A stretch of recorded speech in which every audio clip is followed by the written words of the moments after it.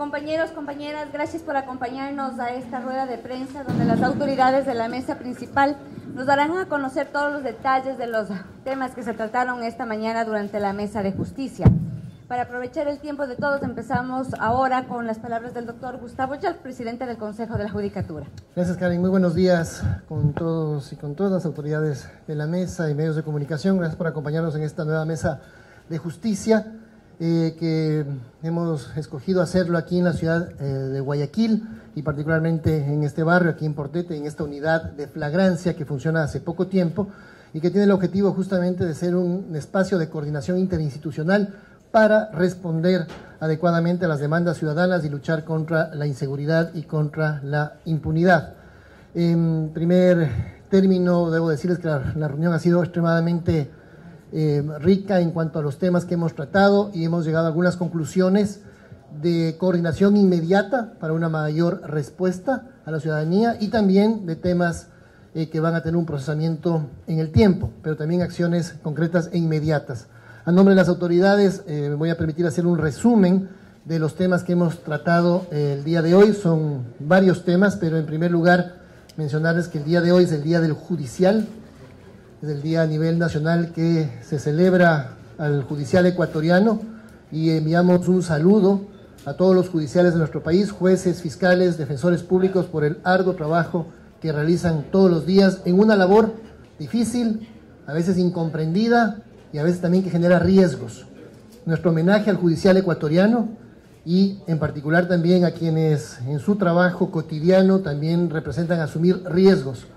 Luchar contra la delincuencia, contra las mafias también puede significar a veces afectaciones personales y nuestro apoyo, solidaridad a la Fiscalía General en su conjunto.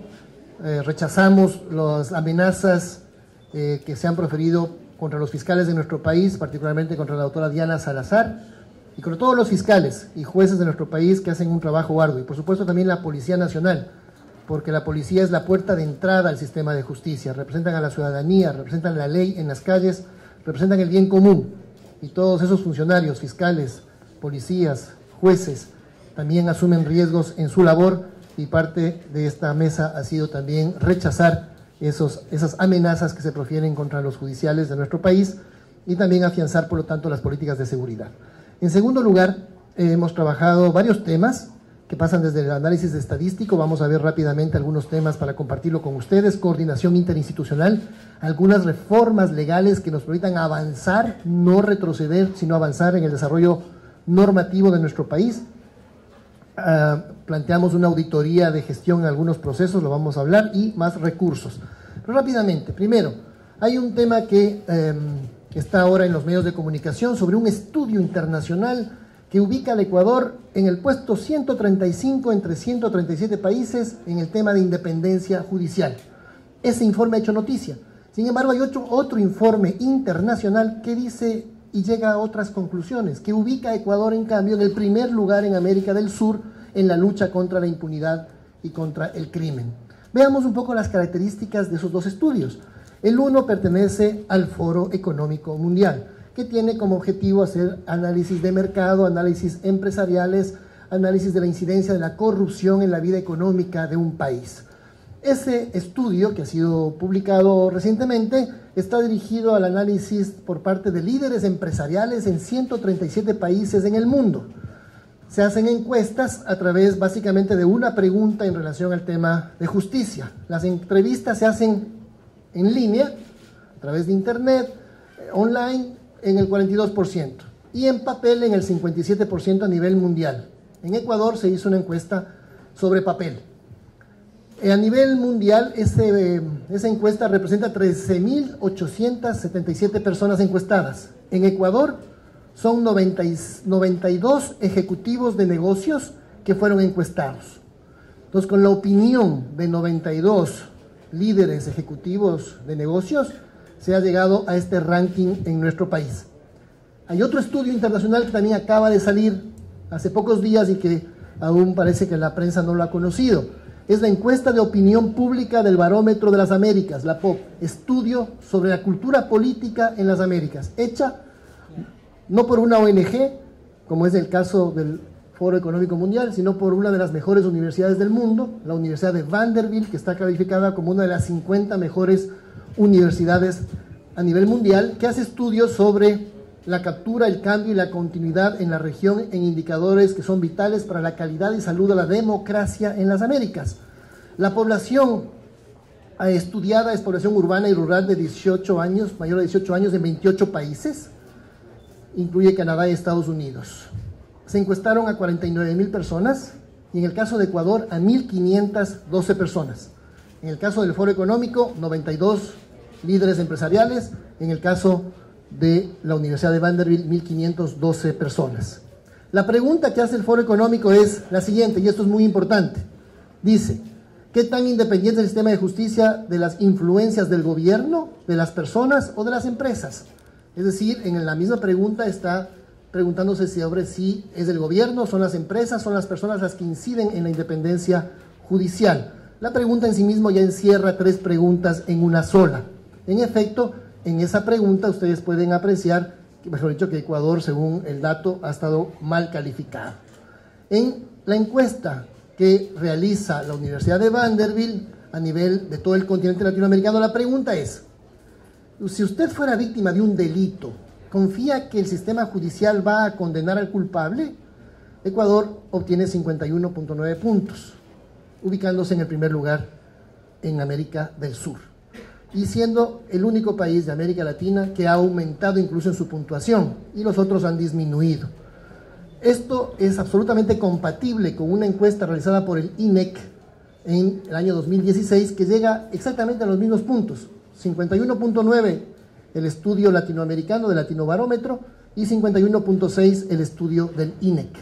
Y haciendo un estudio de satisfacción de usuarios, es decir, no de percepción, sino directamente satisfacción de usuarios, las encuestas que ha hecho el Consejo de la Judicatura llegan a 70.8 puntos. Entonces tenemos, por un lado, el estudio hecho por una ONG con una pregunta a 92 empresarios, y por otro lado, el estudio hecho en todo el continente por parte de la Universidad de Vanderbilt, que ubica a Ecuador en el primer puesto en Sudamérica, en una encuesta hecha a 1,500 personas. Hemos estudiado este tema porque era importante también que los medios de comunicación conozcan no solamente un estudio, sino también el estudio realizado por la Universidad de Vanderbilt con lo que se denomina el Latinobarómetro. Por otro lado, un tema que le ha preocupado mucho a la Mesa de Justicia, y recuperando también preocupación del gobernador de la provincia, del señor comandante de policía, del Ministerio del Interior y del sistema de justicia en su conjunto, analizar qué sucede con los delitos flagrantes. Hemos analizado las estadísticas y llegado a algunas conclusiones y hemos tomado algunas medidas operativas.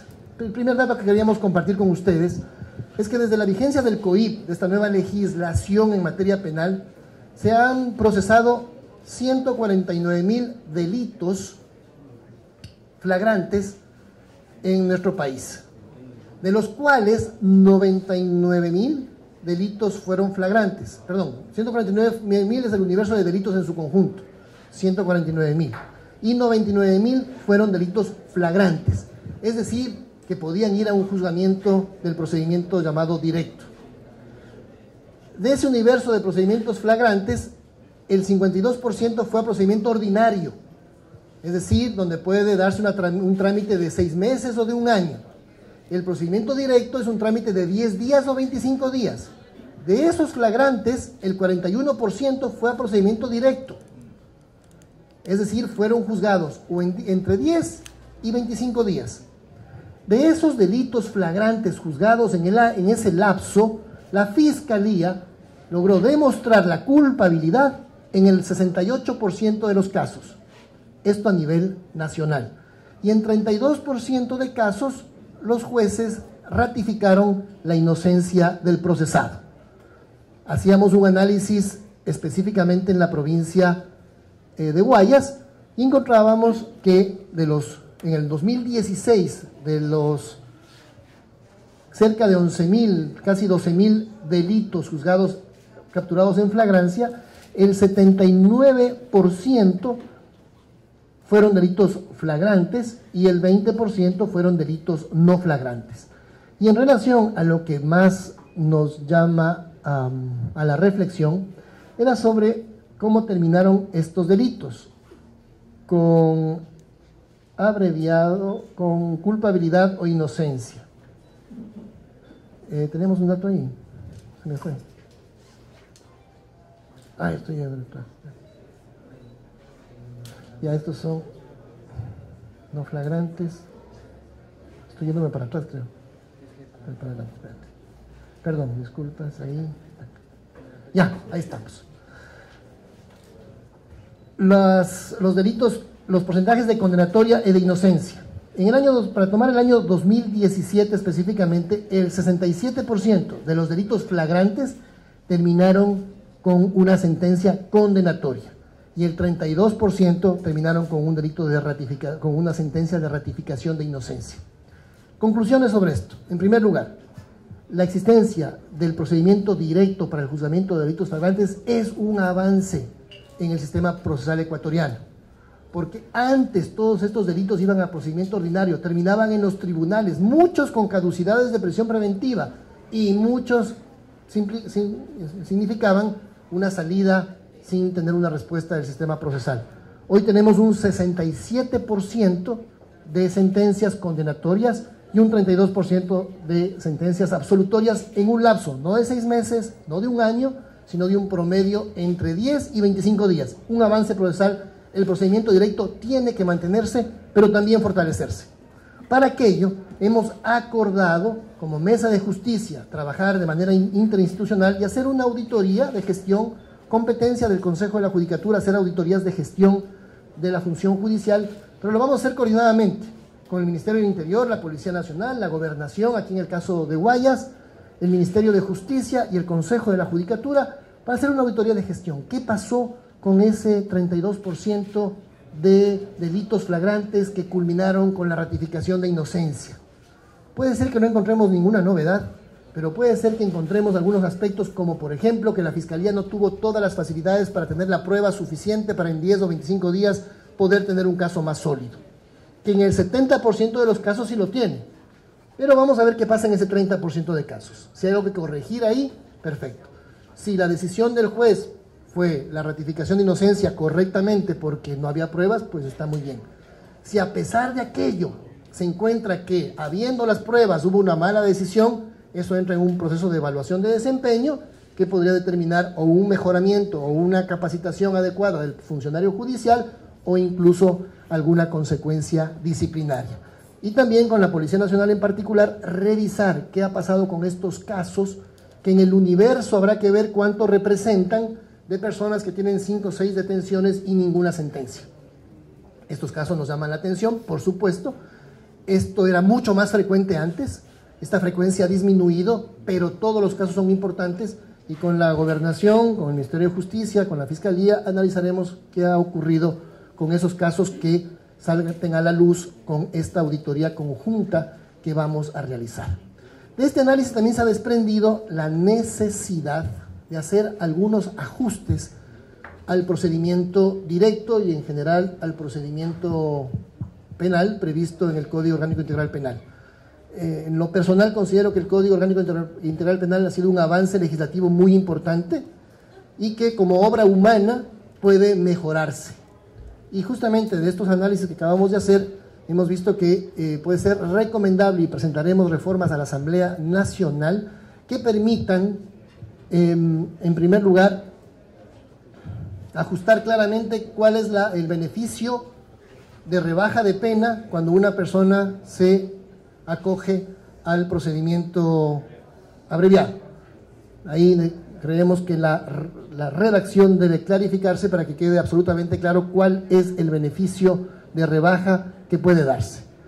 En segundo lugar, vamos a proponer que el procedimiento abreviado solo sea factible cuando el delito es menor a 5 años y no como existe actualmente que un delito de 10 años. Esto ya se ha planteado a la Asamblea y vamos a insistir para que esta reforma se la estudie, que el abreviado solamente se dé paso cuando el delito sea menor a 5 años y no menor a 10 años. La conciliación es algo que es importante ajustar, es un avance que puede haber conciliación en materia penal. Sin embargo, consideramos que cuando se trata de delito flagrante, esa conciliación en la audiencia de juzgamiento, en el procedimiento directo, solo signifique, si hay reparación del daño, suspensión de la pena, pero no eliminación de la pena como se da en el procedimiento ordinario.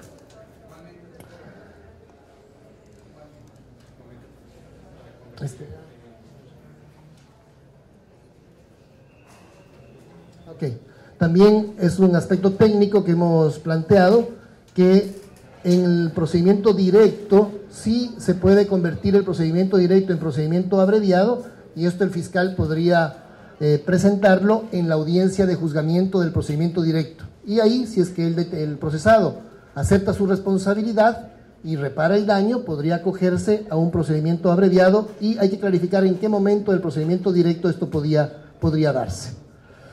Y algo extremadamente importante, y creo que ha habido consenso también en la mesa sobre la importancia de hacer esta reforma, es que cuando el fiscal se abstenga de acusar, esta decisión del fiscal suba en consulta al fiscal provincial de manera obligatoria en todos los delitos superiores a 5 años de sanción.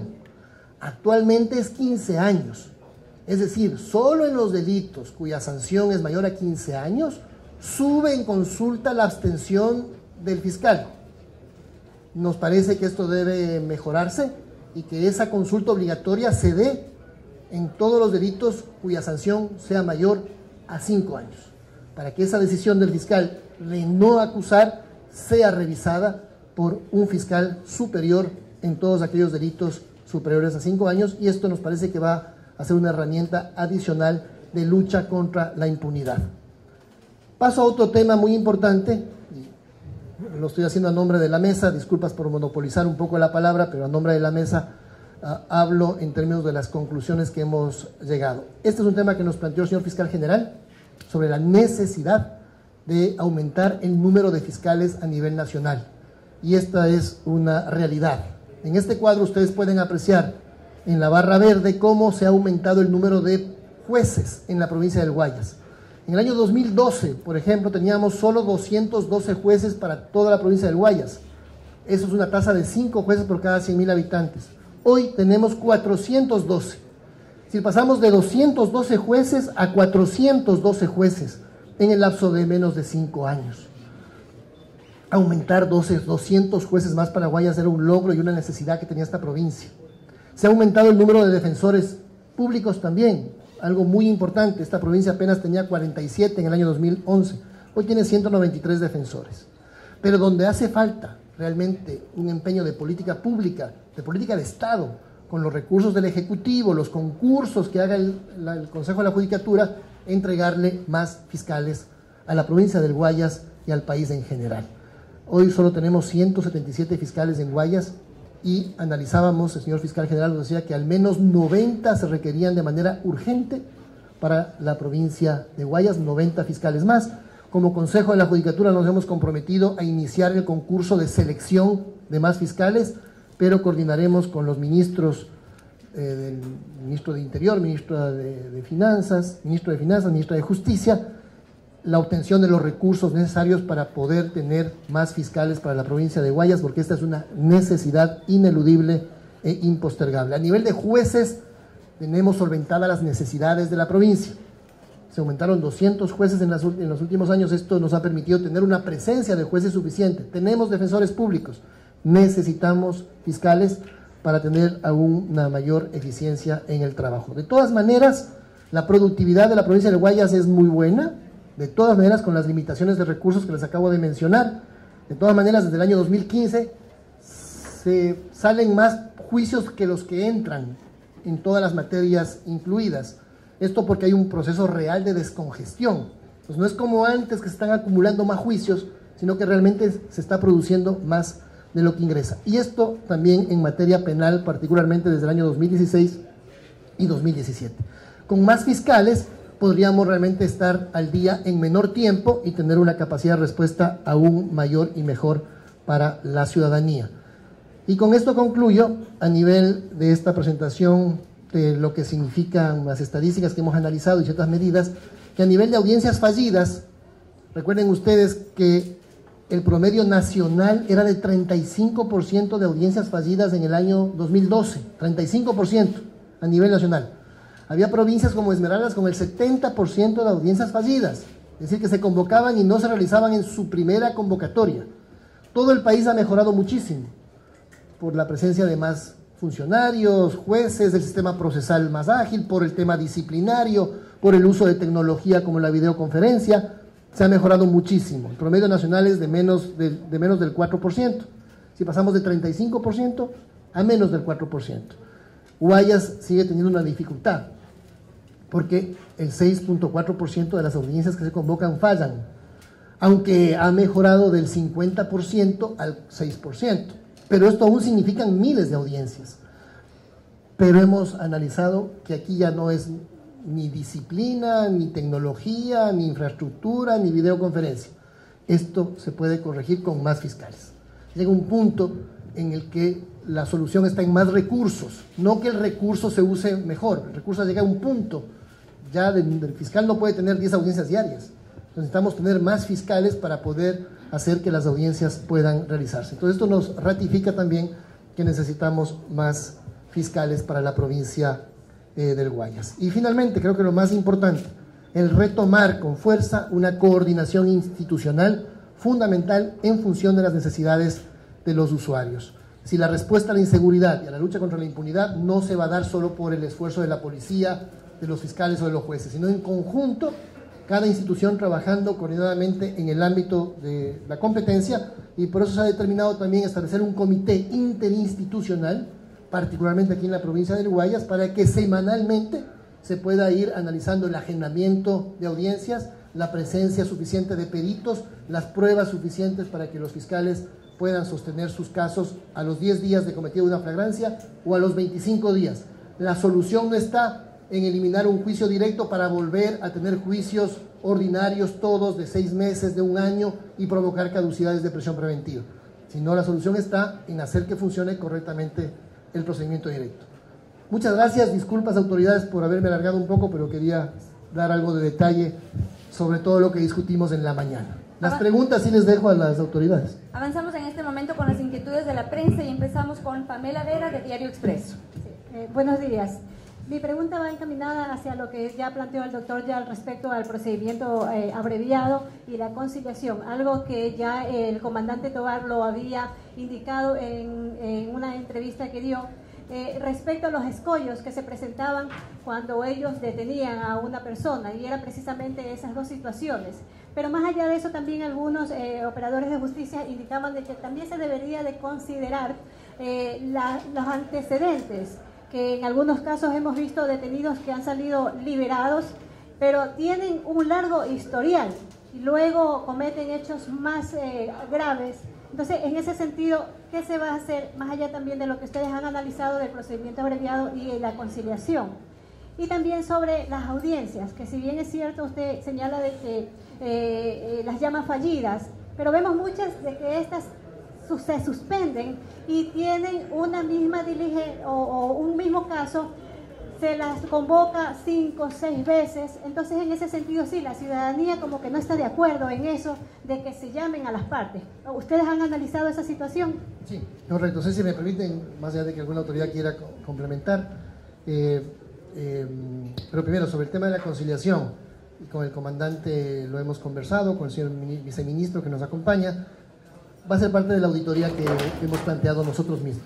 Vamos a hacer la auditoría de esos casos, sobre todo con inocencia, y donde haya presencia de personas con varias detenciones, un poco mirar qué ha pasado. Puede ser que no haya caso ahí. Una persona con varias antecedentes penales no tiene tampoco por qué ser necesariamente culpable en el siguiente.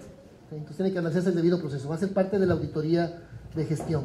Y sobre el tema de las audiencias, sí lo hemos analizado, porque pueden haber audiencias diferidas justamente por falta de fiscales, que es el caso de Guayas y de Manabí. Sobre las suspensiones, alguna clarificación creo que va a ser útil para los medios de comunicación. Una audiencia suspendida no necesariamente no está mal. Una audiencia fallida siempre está mal.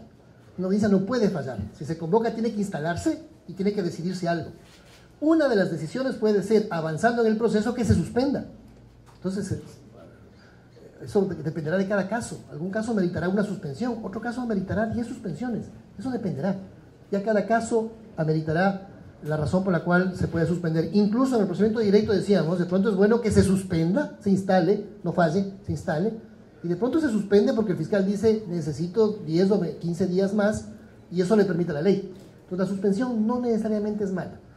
La fallida siempre es mala y la diferida es el mal menor, pero ahí hemos establecido un estándar de máximo 2 diferimientos. Si hay diferimiento de más de 2 veces, empieza a haber una puntuación negativa en la evaluación de desempeño del judicial. En algunos casos, estas audiencias que se suspenden señalan los jueces que las suspenden porque se van a otra audiencia donde hay peligro de caducidad de prisión. Por eso digo que no necesariamente es mala la suspensión, porque evidentemente hay recursos limitados. Si hay casos y casos, alguien puede haber planificado tener una audiencia de 2 horas, que es lo estándar y lo normal, pero de pronto la audiencia empieza a durar más tiempo. Entonces mejor suspenderla, atender la otra audiencia y retomar el caso después.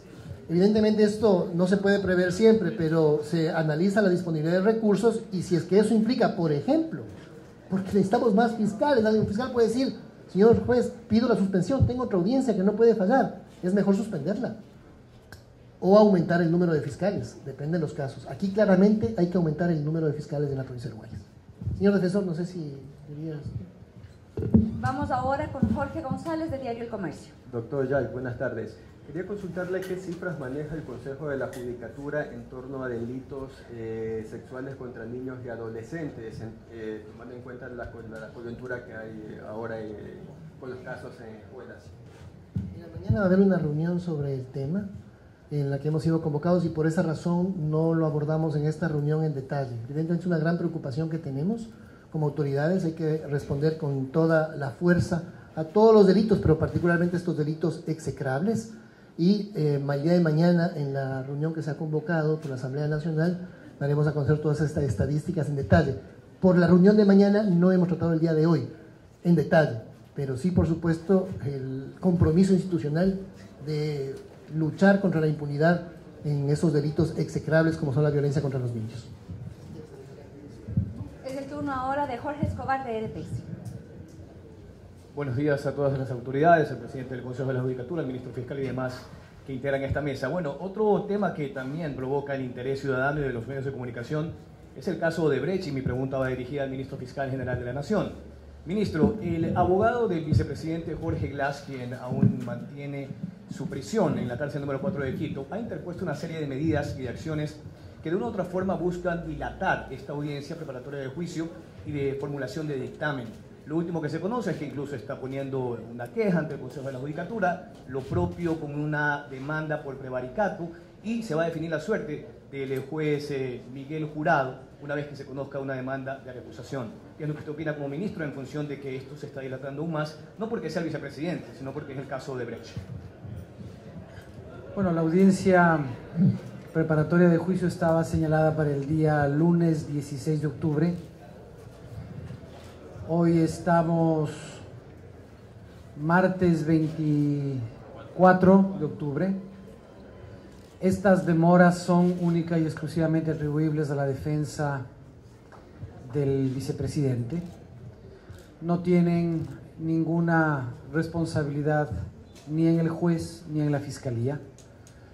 Y en consecuencia es la defensa técnica del vicepresidente de la República quien debe responder respecto de estas demoras.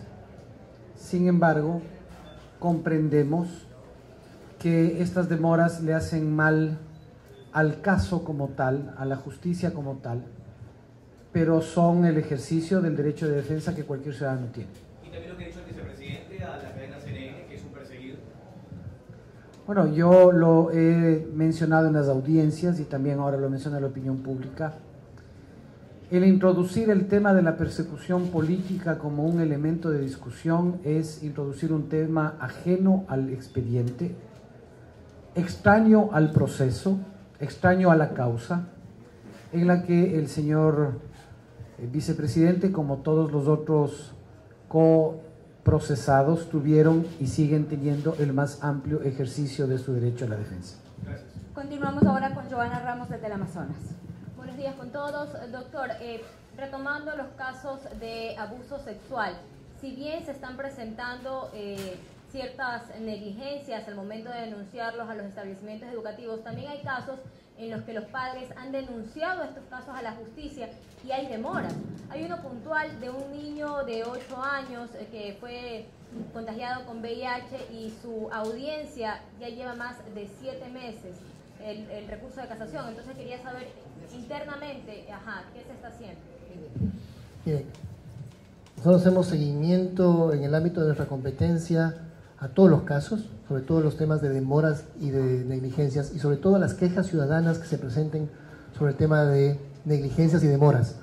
Por ejemplo, ustedes saben, aquí en esta ciudad hubo algunos jueces destituidos, y la mayor parte de casos son por esas demoras. Un juez aquí que se demoró 1 año, 12 meses, en enviar un recurso de casación de su escritorio a la Corte Nacional. Así que nosotros no miramos para otro lado, no tenemos ningún espíritu de cuerpo, sino de servicio, y cuando tenemos la constatación de esas demoras, tomamos las medidas disciplinarias pertinentes, como creo que le consta a la opinión pública, y hay algunos jueces en esta provincia que fueron destituidos principalmente por ese tipo de demoras. En segundo lugar, sobre el caso en particular, debe haber seguramente ya una sentencia ratificada posiblemente en segundo nivel y está en casación. Vamos a darle seguimiento a ese caso y vamos a ver si es que esas audiencias han sido suspendidas o fallidas, por qué razón. Ya debe haber, como insisto, para que esté en casación, al menos sentencias posiblemente condenatorias, incluso de segunda instancia. Pero miraremos el caso a nivel de Corte Nacional, y aunque sea Corte Nacional, de oficio el Consejo podrá tomar la medida pertinente si no hay ninguna justificación para ese retardo.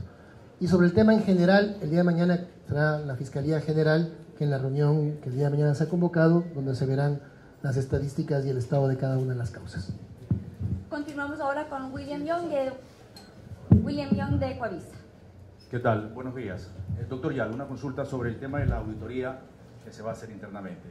¿Cuáles son los detalles de este procedimiento? Es decir, los fiscales, jueces o los funcionarios de función judicial serán evaluados, pasarán por qué tipo de pruebas y cuándo ya se tendrían resultados de esa auditoría. Bien, miren, voy a responder su pregunta desde este cuadro de la Universidad de Vanderbilt y del estudio de Latinobarómetro, que ubica a Ecuador en el primer lugar de lucha contra la impunidad, con 51 puntos por encima de otros países que incluso han disminuido en su puntaje. ¿Por qué empiezo por aquí?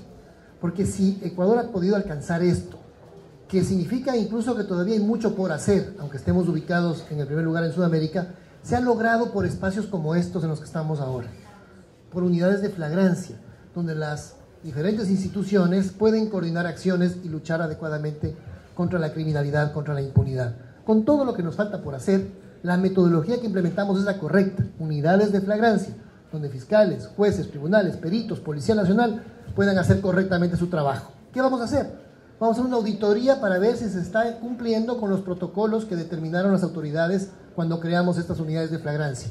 Consejo de la Judicatura, Fiscalía General, Ministerio del Interior principalmente. Vamos a mirar si se están cumpliendo con todos esos protocolos. Por lo tanto, todos entramos en evaluación, desde el parte policial, desde la detención respetuosa de los derechos humanos y de las garantías, porque aquí no se pretende, y sería un retroceso en derechos humanos, caer en la represión y capturar a todo el mundo por capturarlo. Vamos a mirar si tenemos capturas correctas con partes policiales sólidos. Segundo nivel de evaluación, la coordinación entre Fiscalía y Policía. Sí, la dirección que plantea la Fiscalía para la investigación tiene una respuesta inmediata por parte de la Policía. Si los policías encuentran en la Fiscalía una dirección correcta a nivel de las investigaciones. En general, el tema está funcionando, pero eso no quiere decir que en particular no haya problemas. Entonces vamos a buscar las razones de algún tipo de disfuncionamiento. En tercer lugar, todo ese trabajo de Policía y Fiscalía llevado ante los jueces, ¿qué respuesta judicial tenemos? Si hay dilaciones, retrasos, si hay audiencias que fallan, ¿por qué fallan? Se suspenden indefinidamente y sin justificación alguna. Esto es lo que entra a nivel de esta auditoría de gestión que la vamos a hacer en su conjunto. Y también decíamos, para que haya decisión de calidad por parte del juez, hay que darle información de calidad al juez. Información de calidad que la empieza a recoger primerito el policía, la reporta con su parte. Un perito que debe hacer correctamente su trabajo bajo la dirección de la Fiscalía y un juez que atienda oportunamente y con el debido proceso su decisión. Y también, por supuesto, la defensa pública que debe estar presente también para garantizar el debido proceso y que las audiencias no fallen justamente por alguna argucia de no llevar abogado para que la audiencia falle, que era lo que ocurría también. Muchas audiencias fallaban porque el procesado no iba con abogado intencionalmente para que no haya audiencia. Entonces también está la defensa pública ahí para garantizar debido proceso y la realización de las audiencias. ¿En cuánto tiempo? Nosotros hemos conformado un equipo de trabajo que nos deberá dar el cronograma definitivo, pero pensamos que máximo en un mes deberemos tener resultados sobre esto, más allá de las acciones inmediatas que ya hemos tomado. Tenemos una última pregunta y es de Lorena Abad de Radio Pública. Buenos días, autoridades. Doctor Yal, usted también se ha referido sobre el tema de reformas al inicio. ¿Para cuándo serían enviadas estas o planteadas ante la Asamblea Nacional? Y si con esto también se estaría un poco reconociendo que las leyes, días anteriores el alcalde Jaime Nebot indicaba que la inseguridad obedece también que las leyes más benefician a los acusados. Sí, no, justamente decía hace un instante que el Código Orgánico Integral Penal es un avance muy importante. Que la existencia del Código del Juicio Directo es un avance procesal fundamental, que plantear que la solución está en eliminarlo es simplemente desconocer los problemas reales y el sistema procesal. Son avances muy importantes y nosotros ya hemos planteado estas reformas a la Asamblea Nacional a inicios de este año como Consejo de la Judicatura, pero pensamos que como Mesa de Justicia tendrá esto un mayor apoyo y la haremos llegar de manera inmediata a la Asamblea Nacional la próxima semana con un consolidado de las reformas que el día de hoy hemos estudiado. Listo, agradecemos a todos los compañeros de la prensa por habernos acompañado. Consejo de la Judicatura. Hacemos de la justicia una práctica diaria.